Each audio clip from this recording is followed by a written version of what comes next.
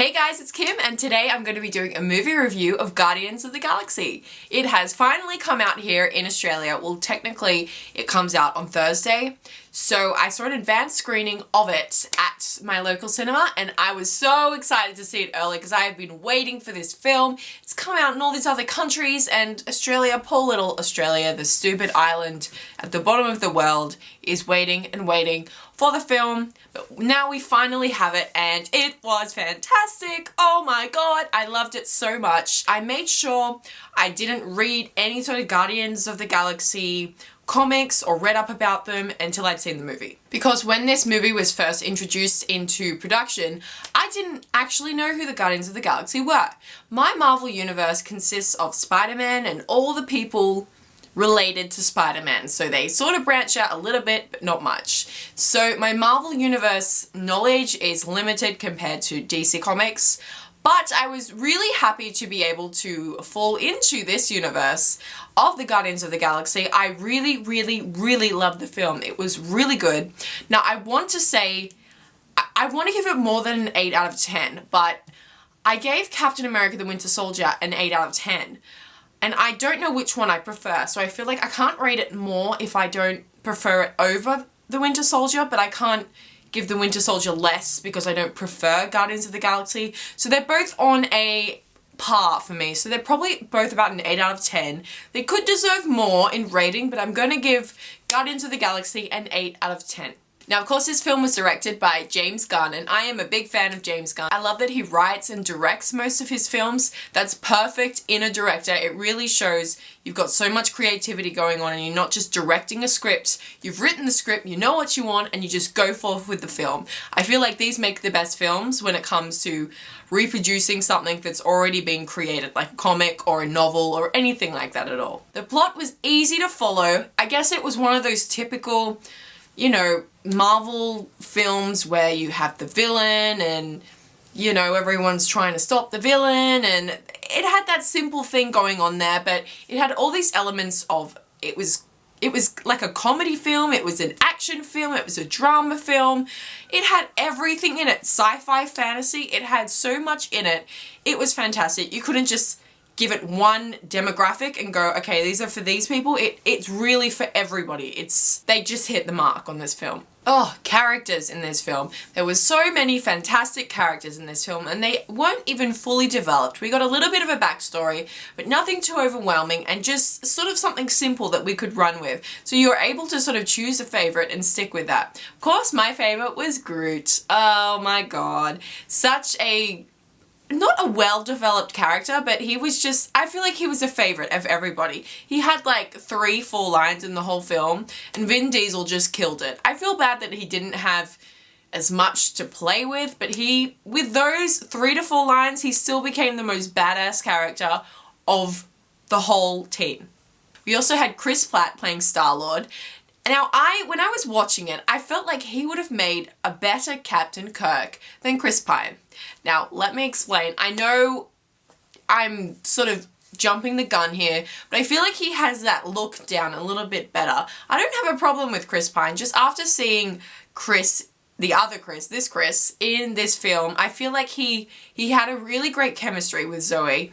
Obviously, she's in the Star Trek film as well, but I feel like he could have portrayed him a little better. That's just my personal opinion. I thought he would have made a really good Captain Kirk. Zoe Saldana as Gamora was fantastic, but then again, she's fantastic in most sci-fis. They threw enough in there to make us understand why she was portraying Ronan, but not too much to overcomplicate her past. Dave Bautista as Drax, probably my second favorite character. He just had some really awesome lines in that film, and he's just a fun character. You can see that he's really sort of a badass as well, but he sort of plays it down because has so much loss in his past. I think he did fantastic in this film, just really great. And I love the way he was portrayed, fantastic. And of course, last but not least, we had Bradley Cooper as Rocket. Wow, I almost didn't recognize Bradley Cooper's voice. He did such a strong, fun accent that it really took you away from the fact that it was Bradley Cooper. And you could really just listen to Rocket and hear him as his own character and not think, oh, that's Bradley Cooper behind his voice. And they even did go a little bit into Rocket's backstory, which was nice to hear. No one knows why there's a random raccoon there that can talk and shoot things. So it was good to have a little bit of backstory, but not too much, because I think everything will be flushed out a bit more in the future films and in the future universes that they're going to create in the Marvel movies. So I like that they didn't give too much away about that. Now, of course, one of the best things about the film was the special effects. Wow, the visual effects were amazing, just so great. Better than the Avengers, better than Thor Dark World. It's just obviously the most recent Marvel film, so it's going to have the best graphics. But I think they really needed that in this sort of science fiction fantasy world, because it's all in space, so everything has to be special effecty. Not the smartest word, I know. Then we also had Thanos come into this. Now, I was actually really surprised that Thanos came into this. I didn't watch any spoilers or anything got to do with the film until I just wanted to watch it and not worry about anything else that was going on. So I was really surprised that Thanos was in this film.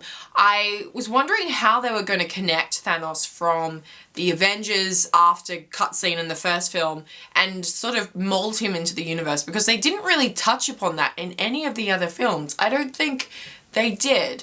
Not really. I mean, we had a little sneak peek of the Collector, who was also in this film, fantastically played, and I guess we had that a little bit, but it's not really, it didn't really connect to Thanos at all. So I was actually really excited to see Thanos in this film, because it's so obvious that Guardians of the Galaxy and this whole universe is going to meld into all of the Marvel movies going on right now. You can just see in the end the Avengers teaming up with the Guardians of the Galaxy to defeat Thanos. You can just see it. They have a common enemy, and I think it's going to work fantastic. And then we had Ronan, the very generic villain.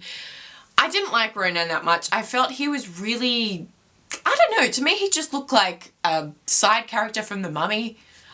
He had that weird Egyptian headdress on. I don't even know why. And Ronan is not really a scary name to me. It's just sounds like a guy from a boy band. The whole film, whenever I saw Ronan on the screen, I kept wondering who the actor was, because to me he looked exactly like the actor of Data from Star Trek. Now, I know I'm being biased because I've only ever seen Data in like full colored makeup. So when I saw him, I was like, oh my god, that looks so much like Data. I bet you that's Data. But he was too young to be Data, so I got confused. Then in the end, I found out it wasn't him. But oh my god, how much did he look like Data? We also had a few other fun guest stars by a few people that I really love. First of all, we had Merle from The Walking Dead, Michael Rooker. He played a fantastic character in this movie. And I really like that James Gunn melded him in, because James Gunn directed Slither and Michael Rooker starred in Slither. So I really like directors that pull other actors in from the other films into the ones that they're working on, and I really love Michael Rooker as an actor. He's fantastic. So I was so excited to see him in this film, and he was badass, like that stick man. So good. And lastly, we had Karen Gillan in it. Now, I saw her name at the beginning of the film when they were listing all the actors that are going to appear in it, and I was thinking, oh my god, I didn't know she was in this film. Okay, I'm going to look out for her. I didn't recognize her at all. At the end of the film, I was like to my brother, who the hell was she? There was like literally no chicks in that film except for a few, and I couldn't even tell if she was any of them. And my brother told me it was Gamora's sister, the blue chick that looked like a robot. She looked nothing like her. I was so surprised. But the character was fun. I mean, she didn't have a huge role, but I'm not a huge Doctor Who fan. Like, I haven't actually seen the episodes with Karen Gillan in it. I mostly watch the David Tennant ones, so I can't say I have a huge opinion of her, but it's good to see actors from franchises that I like coming into other franchises that I like. Now, I'm going to end this review on my favourite scene from the film. So I hope I haven't spoiled too much for you. My favourite scene of the film was when Groot was, all these guys were running down this alleyway, and Groot just shoved his arm, it like grew, and he stabbed like 5 at once, and then he whacked them against the side, and then started whacking the other people against the side. Literally chaos, extreme psycho movements, like holy crap, like he's a serial killer. And then once he's done and he's killed everybody, he turns around and he smiles. I literally could not stop laughing at that scene. Groot might become one of my new favorite Marvel characters. So that's it for my review today, guys. I hope you enjoyed.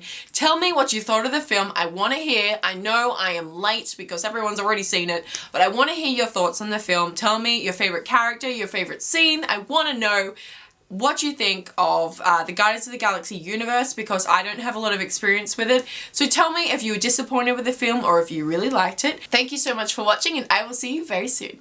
Bye-bye.